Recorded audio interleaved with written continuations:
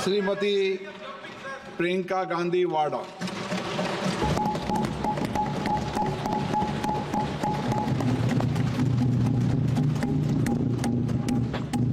नमस्कार। माननीय अध्यक्ष महोदय जी, आज आपने मुझे इस सभा में बोलने का मौका दिया, इसके लिए मैं आपकी बहुत बहुत आभारी हूँ।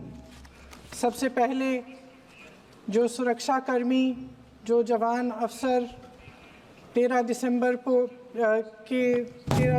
को संसद की सुरक्षा के लिए शहीद हुए, उनके प्रति मैं श्रद्धांजलि व्यक्त करना चाहती हूँ।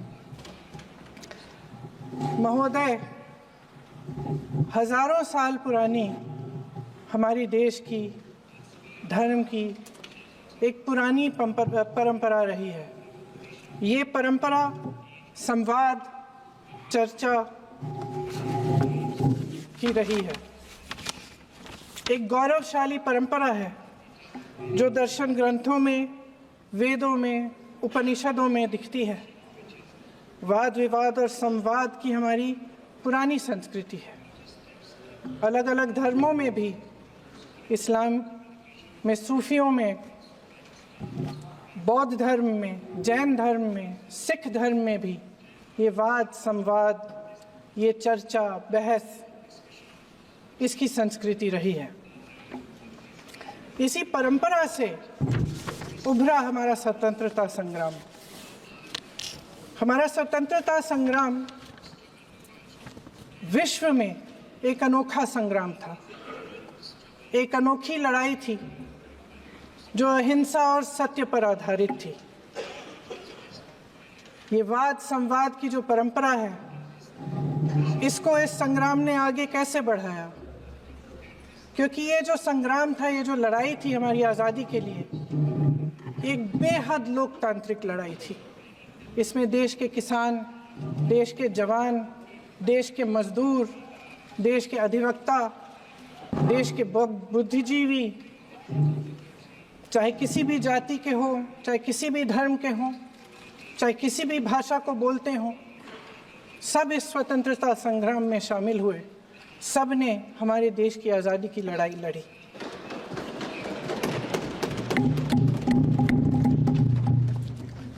और उसी आज़ादी की लड़ाई से एक आवाज़ उभरी जो हमारी देश की आवाज़ थी। वो आवाज़ ही आज हमारा संविधान है। साहस की आवाज़ थी, हमारी आज़ादी की आवाज़ थी, और उसी की गूंज ने हमारे संविधान को लिखा और बनाया। ये सिर्फ एक दस्तावेज नहीं है। बाबा साहेब अम्बेडकर, मौलाना आज़ाद जी, राजगोपालाचारी जी और जवाहरलाल नेहरू जी और उस समय के तमाम नेता, जैसे आपने कहा, इस संविधान को बनाने की जो कार्य में सालों के लिए जुटे रहे। हमारा संविधान इंसाफ, उम्मीद, अभिव्यक्ति और आकांक्षा की वो ज्योत है जो हर हिंदुस्तानी के दिल में जलती है। अध्यक्ष महोदय, इस ज्योत ने हर एक भारतीय को ये पहचानने की शक्ति दी कि उसे न्याय मिलने का अधिकार है, कि उसमें अपने अधिकारों के लिए आवाज़ उठाने की क्षमता है, कि जब वो आवाज़ उठाएगा तो सत्ता को उसके सामने झुकना पड़ेगा। इस संविधान ने हर एक देशवासी को ये अधिकार दिया कि वो सरकार बना भी सकता है और सरकार बदल भी सकता है। ये ज्योत जो हर हिंदुस्तानी के दिल में जलती है, उसने हर हिंदुस्तानी को ये विश्वास दिया कि देश की संपत्ति में, देश की दौलत में, संसाधनों में उसका भी हिस्सा है, कि उसे एक सुरक्षित भविष्य की उम्मीद का अधिकार है, कि देश बनाने में भी उसकी भागीदारी है। उम्मीद और आशा की ये जोत मैंने देश के कोने कोने में खुद देखी है। उन्नाव में मैं एक रेप पीड़िता के घर गई, उसे जलाकर मार डाला था। वो शायद 20-21 साल की होगी। हम सब के बच्चे हैं। हम सोच सकते हैं कि अगर हमारी बेटी के साथ बार बार बलात्कार हुआ और फिर जब वो अपनी लड़ाई लड़ने के लिए गई तो उसको जलाकर मार डाला गया होता तो हम पर क्या बीतती। मैं उस बच्ची के पिता से मिली। उसके खेत जलाए गए थे, उसके भाइयों को पीटा गया था, उसके पिता को बाहर से घर के बाहर घसीट कर मारा गया था। उस पिता ने मुझे बताया कि बेटी, मुझे न्याय चाहिए। मेरी बेटी अपने एफआईआर को दर्ज करने के लिए जब जिले में गई तो उसको मना किया गया। अगले जिले में जाना पड़ा उसे। वो रोज सुबह 6 बजे उठकर तैयार होकर अकेली अपने मुकदमे को लड़ने के लिए अगले ज़िले में ट्रेन से जाती थी। उसके पिता ने मुझे कहा कि मैंने उससे कहा, बेटी अकेले मत जाओ, छोड़ दो ये लड़ाई। लेकिन उसकी बेटी ने उसको जवाब दिया कि नहीं पिताजी, मैं अकेली जाऊंगी, मैं लड़ूंगी, ये मेरी लड़ाई है, मैं इसको लड़ूंगी। ये लड़ने की क्षमता, ये हिम्मत उस लड़की को और करोड़ों भारत की नारियों को हमारे संविधान ने दी। आगरा में मैं अरुण वाल्मीकि के घर गई। अरुण वाल्मीकि पुलिस स्टेशन में काम करता था, सफाई का काम करता था।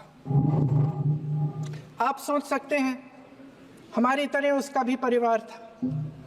नई नई शादी हुई थी, 2-3 महीनों का बच्चा था। पुलिस स्टेशन में चोरी हो गई। चोरी का इल्ज़ाम उस पर लगाया गया। उसके पूरे परिवार को उठाकर पुलिस स्टेशन में ले गए। आप हंस रहे हैं, लेकिन ये गंभीर बात है।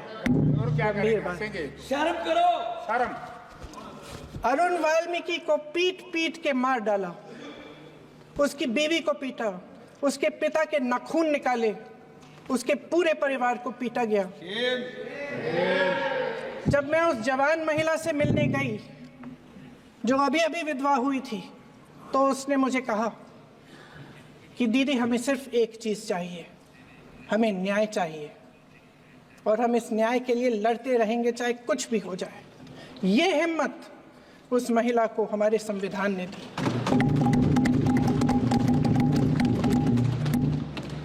संभल के कुछ लोग आए थे हमसे मिलने जो मृतकों के परिवार के सदस्य थे। उसमें 2 बच्चे थे, अदनान और उजैर। आप सुनिए। उसमें 2 बच्चे थे, अदनान और उजैर। एक बच्चा मेरे बच्चे की उम्र का है, दूसरा उससे छोटा 17 साल का है। दर्जी के बेटे थे। दर्जी का एक ही सपना था कि वो अपने बेटों को पढ़ाएगा, लिखाएगा। एक बेटा डॉक्टर बनेगा, एक बेटा भी सफल होगा दूसरा बेटा भी अपने जीवन में सफल होगा। उनके पिताजी हर रोज उनको स्कूल छोड़ते थे। उस दिन भी स्कूल छोड़ने के बाद अपनी दुकान में चले गए। उन्हें पता नहीं था कि विवाद हो रहा है। उन्होंने भीड़ देखी, घर आने की कोशिश की तो पुलिस ने गोली से मार डाला। वो 17 साल का बच्चा अदनान मुझसे कहता है, वो 17 साल का बच्चा अदनान मुझसे कहता है कि मैं बड़ा होकर डॉक्टर बन के दिखाऊंगा, मैं अपने पिता का सपना साकार करूंगा। ये सपना, ये आशा उसके दिल में हमारे संविधान ने डाली। अध्यक्ष महोदय, हमारे देश के करोड़ों देशवासियों के संघर्ष में, अपने अधिकारों की पहचान में, इनकी कठिन से कठिन परिस्थितियों से लड़ने की अपार हिम्मत में और देश से न्याय की अपेक्षा में हमारे संविधान की ज्योत जल रही है। मैंने हमारे संविधान की ज्योत को जलते हुए देखा है और इसके साथ साथ ये भी समझा है कि हमारा संविधान एक सुरक्षा कवच है। एक ऐसा सुरक्षा कवच है जो देशवासियों को सुरक्षित रखता है, न्याय का कवच है, एकता का कवच है और अभिव्यक्ति की आज़ादी का कवच है। दुख की बात यह है कि मेरे सत्ता पक्ष के साथी जो बहुत बड़ी बड़ी बातें करते हैं, इन्होंने इन 10 सालों में ये सुरक्षा कवच, सत्ता पक्ष के मेरे साथियों ने ये सुरक्षा कवच तोड़ने का पूरा प्रयास किया है। संविधान में सामाजिक, आर्थिक और राजनीतिक न्याय का वादा है। ये वादा एक सुरक्षा कवच है जिसको तोड़ने का काम शुरू हो चुका है। लैटरल एंट्री और निजीकरण के जरिए ये सरकार आरक्षण को कमजोर करने का काम कर रही है। अगर लोकसभा में ये नतीजे नहीं आए होते तो ये संविधान बदलने का काम भी शुरू कर लेते। सच्चाई ये है अध्यक्ष महोदय कि आज संविधान बार बार इसलिए कह रहे हैं क्योंकि इस चुनाव में इनको पता चल गया कि इस देश की जनता ही इस संविधान को सुरक्षित रखेगी, कि इस चुनाव में हारते जीतने से इन्हें एहसास हुआ कि ये संविधान बदलने की बात इस देश में नहीं चलेगी। आज जनता की मांग है कि जाति जनगणना हो। सत्ता पक्ष के मेरे साथी ने इसका जिक्र किया। ये जिक्र भी आज इसलिए हो रहा है क्योंकि चुनाव में ये नतीजे आए। ये जाति जनगणना इसलिए जरूरी है ताकि हमें पता चले कि किसकी क्या स्थिति है और नीतियां उस हिसाब से बने। इनकी गंभीरता का प्रमाण ये है कि जब चुनाव में पूरे विपक्ष ने जोरदार आवाज उठाई कि ये जाति जनगणना होनी चाहिए, तो इनका जवाब देखिए।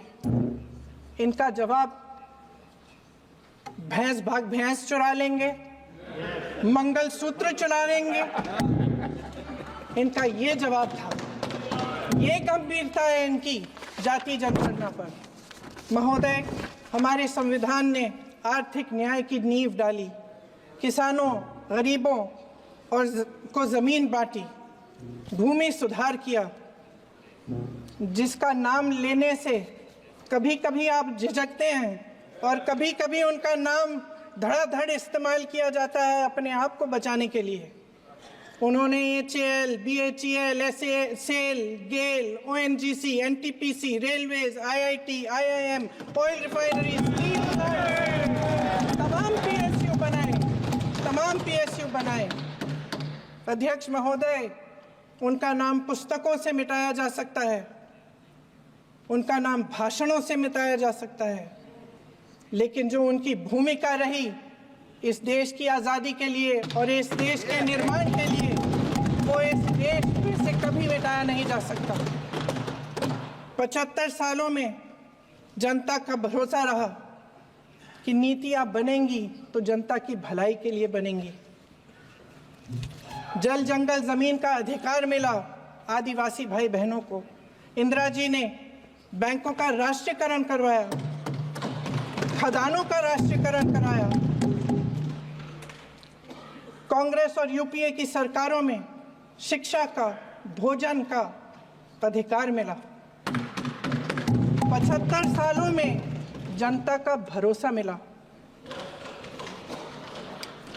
पहले संसद चलती थी तो जनता की उम्मीद होती थी कि सरकार महंगाई और बेरोजगारी पर चर्चा करेगी, कोई उपाय निकालेगी, कोई रास्ता निकालेगी। लोग मानते थे कि अगर कोई नई आर्थिक नीति बनेगी तो देश की अर्थव्यवस्था को मजबूत बनाने के लिए बनेगी, तो भारतीय बाजार को मजबूत बनाने के लिए बनेगी, उनके भविष्य को मजबूत बनाने के लिए बनेगी। किसान और आदिवासी भाई बहन भरोसा करते थे कि यदि जमीन के कानून में संशोधन होगा तो उन्हीं की भलाई के लिए होगा। आप नारी शक्ति की बात करते हैं, आज चुनाव की वजह से शायद इतनी बातचीत हो रही है नारी शक्ति के बारे में, क्योंकि हमारे संविधान ने महिलाओं को ये अधिकार दिया, उनकी शक्ति को परिवर्तित किया वोट में। और आज आपको पहचानना पड़ रहा है कि महिलाओं के बिना, कि नारी शक्ति के बिना ये सरकारें नहीं बन सकती हैं। इसीलिए आज आप नारी शक्ति की बातें दोहरा रहे हैं। जो आप नारी शक्ति का अधिनियम लाए हैं उसको लागू क्यों नहीं करते? वो 10 साल बाद लागू क्यों होगा? क्या आज की नारी 10 साल इंतजार करेगी उसके लागू करने के लिए? क्या बात है, क्या बात है।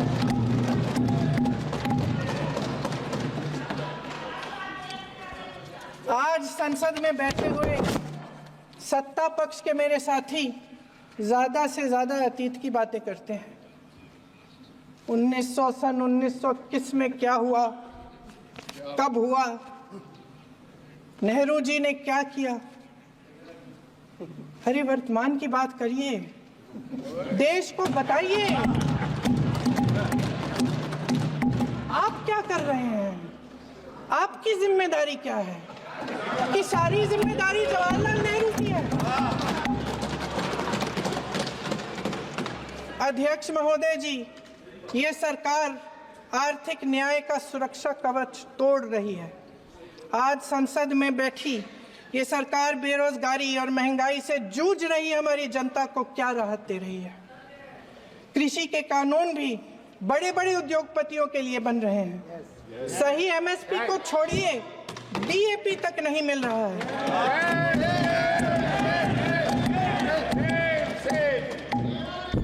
वायनाड से लेकर ललितपुर तक इस देश का किसान रो रहा है।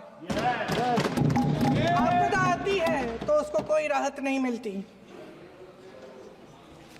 भगवान भरोसे है आज इस देश का किसान, उसको छोड़ दिया गया है।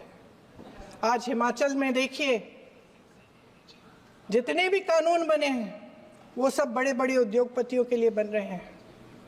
हिमाचल में जो सेब उगता था उसके जो छोटे छोटे किसान हैं वह रो रहे हैं, क्योंकि एक व्यक्ति के लिए सब कुछ बदला जा रहा है। सुनने की हिम्मत रखो। मैं अध्यक्ष महोदय जी, अध्यक्ष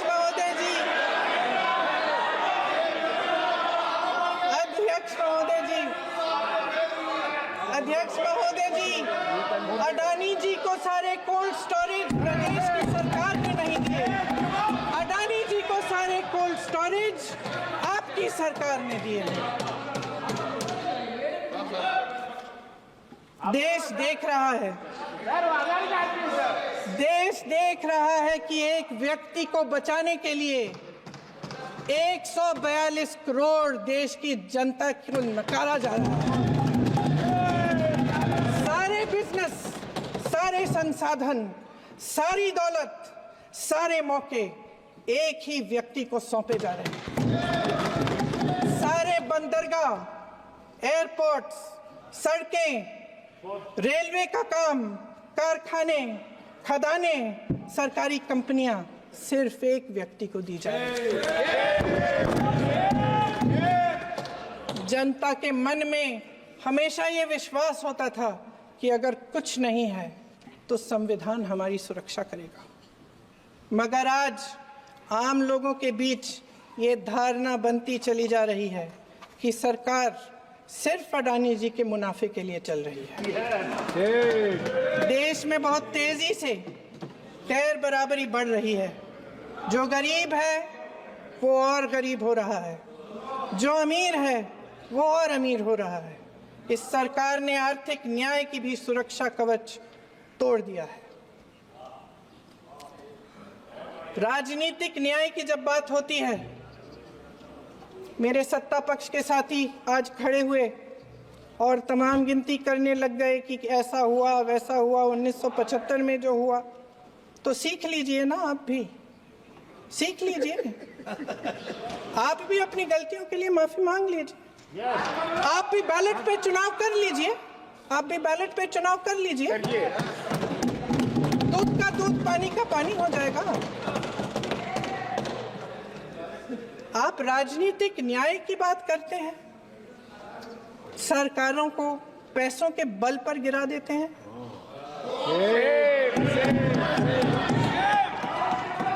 मेरा आग्रह है कि अपन संविधान में सकारात्मक जुड़े।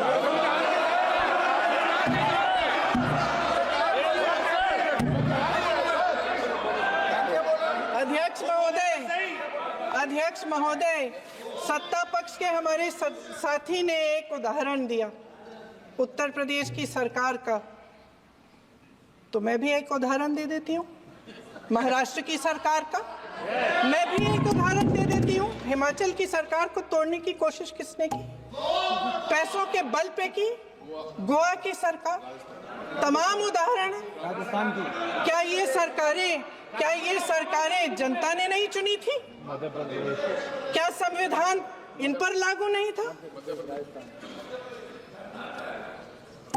पूरी देश की जनता जानती है कि इनका हंसती है, जानती है कि इनके यहाँ तो वॉशिंग मशीन है।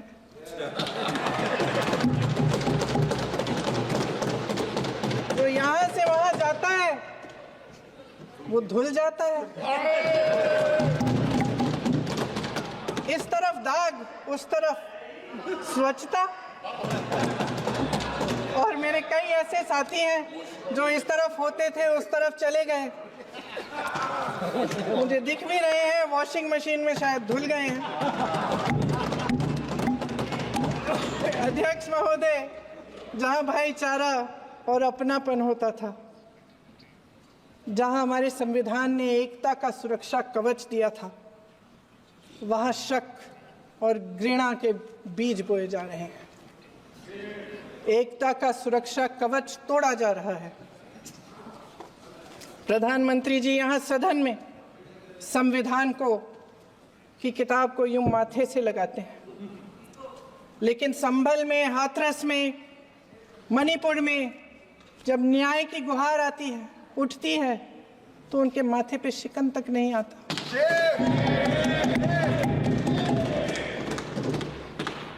शायद समझ नहीं पाए हैं कि भारत का संविधान संघ का विधान नहीं है।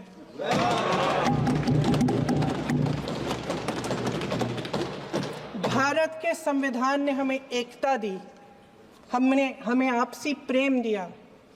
उस मोहब्बत की दुकान जिस पर आपको हंसी आती है, उसके साथ करोड़ों देशवासी चले। करोड़ों देशवासियों के दिल में एक दूसरे के लिए प्रेम है, घृणा नहीं है।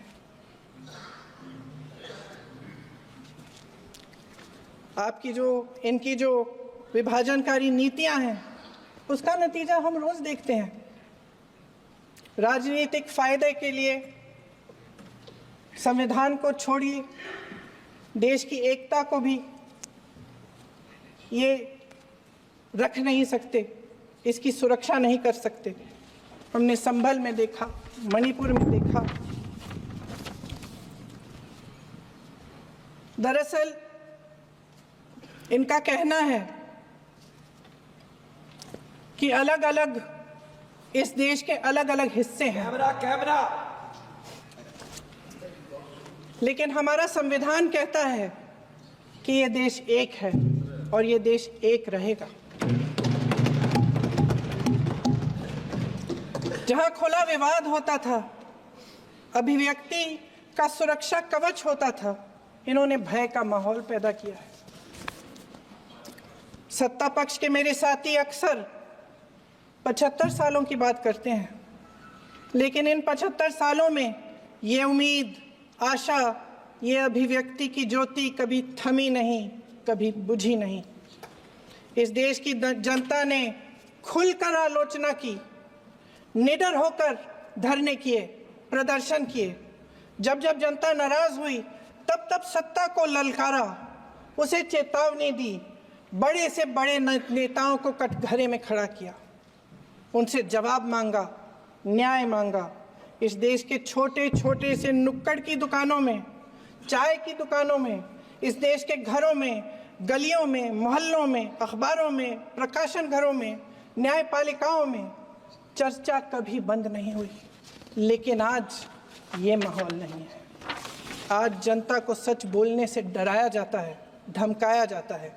पत्रकार हो या विपक्ष का नेता हो या किसी यूनिवर्सिटी का प्रोफेसर हो, छात्र संघ हो या कर्मचारियों का संगठन हो, सबका मुंह बंद कराया जाता है। किसी पे ईडी, किसी पे सीबीआई, किसी पे इनकम टैक्स, फर्जी मुकदमे लगवाए जाते हैं, जेल में डाल दिया जाता है, विपक्षी नेताओं को जेल में डाल दिया जाता है, उनको सताया जाता है। किसी को नहीं छोड़ा इस सरकार ने। देशद्रोही कह के उत्तर प्रदेश में मुझे याद है कुछ अध्यापिकाएं प्रदर्शन कर रही थी, उन पर मुकदमा डाल दिया देशद्रोही का, उन्हें देशद्रोही कह दिया। इन्होंने देश का पूरा माहौल भय से भर दिया है। इनकी मीडिया की मशीन झूठ फैलाती है, तरह तरह के आरोप लगाती है, और शायद वह भी भय में ही है। महोदय, मैं इस सदन को याद दिलाना चाहती हूं कि ऐसा डर का माहौल देश में अंग्रेजों के राज में था।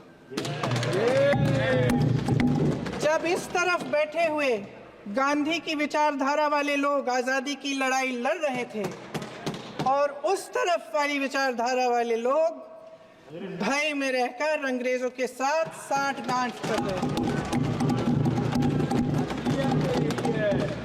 लेकिन अध्यक्ष महोदय, भय का भी अपना स्वभाव होता है। भय फैलाने वाले हमेशा भय का खुद शिकार बन जाते हैं। ये प्रकृति का नियम है। आज इनकी भी यही हालत हो गई है। भय फैलाने के इतने आदी हो गए हैं कि खुद भय में रहने वाले हैं, चर्चा से डरते हैं, आलोचना से घबराते हैं। कई दिनों से हम मांग रहे हैं कि चर्चा करिए, लेकिन चर्चा करने की हिम्मत ही नहीं है।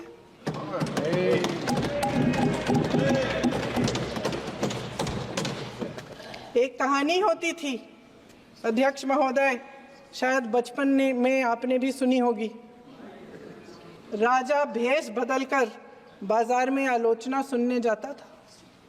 ये सुनने जाता था कि प्रजा मेरे बारे में क्या कह रही है, मैं सही रास्ते पे चल रहा हूं कि नहीं। लेकिन आज का राजा, भेष तो बदलते हैं आज के राजा, शौक तो है उनको भेष बदलने का, लेकिन न जनता के बीच जाने की हिम्मत है और न आलोचना सुनने की। महोदय, मैं तो सदन में नहीं हूं।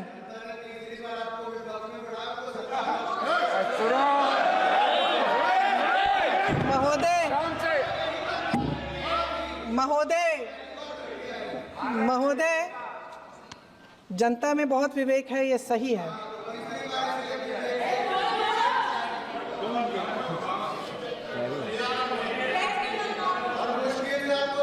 अच्छा महोदय, मैं सदन में नहीं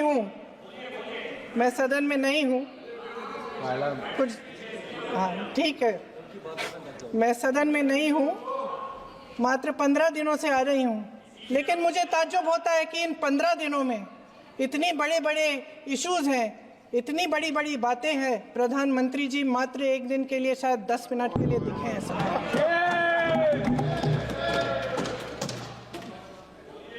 बात यह है अध्यक्ष महोदय जी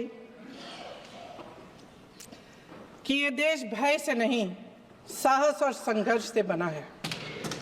इसको बनाने वाले देश के किसान, जवान, देश के करोड़ों मजदूर और गरीब जनता है। संविधान इनको साहस देता है। मेहनती मिडिल क्लास है और इस देश के जो करोड़ों देशवासी हैं, जो रोजाना भयंकर परिस्थितियों का सामना करते हैं, उनको साहस देता है। वायनाड में जो आपदा आई, उसमें एक छोटा लड़का था 17 साल का। 6 घंटों के लिए उसने अपनी माँ को बचाने की कोशिश की। 6 घंटों के लिए आप सोच सकते हैं कि अगर नदी की धारा बह रही है, नाराज है, आप अपनी माँ को पकड़े हो, 6 घंटों के लिए पकड़े रखते हो कि मेरी माँ बच जाएगी, और अंत में वो माँ भी बह जाती है। उस लड़के का साहस, उन महिलाओं का साहस जो पीड़ित हैं लेकिन फिर भी अपनी लड़ाई लड़ रहे हैं, उन संभल के बच्चों का साहस जिनके पिताजी अभी अभी गुजर गए लेकिन फिर भी उनके सपनों को साकार करने की हिम्मत है, उनका साहस है, वो साहस इस संविधान ने दिया है।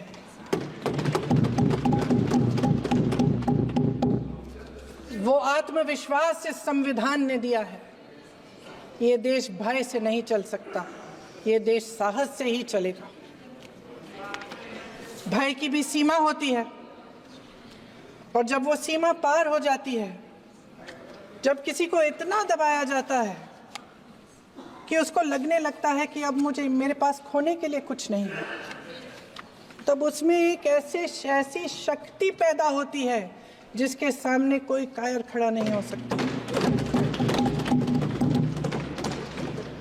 ये देश कायरों के हाथों में ज्यादा देर तक कभी नहीं रहा है। ये देश उठेगा, ये देश लड़ेगा, सत्य मांगेगा, सत्यमेव जयते। जय हिंद।